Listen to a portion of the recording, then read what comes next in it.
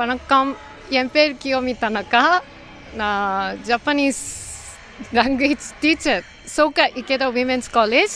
இன்றைக்கி Soka Ikeda women's காலேஜில் நம்ம செலிப்ரேஷன் பண்ணிகிட்டே இருக்கோம். எனக்கு இந்த செலிப்ரேஷன் ரொம்ப பிடிச்சிருக்கு. ரொம்ப என்ஜாய் பண்ணிகிட்டே இருக்கேன். 2 பேர் ஓணம் சாரி ரொம்ப சூப்பராக இருக்குது. So we enjoy. ஓணம் வாழ்த்துக்கள்.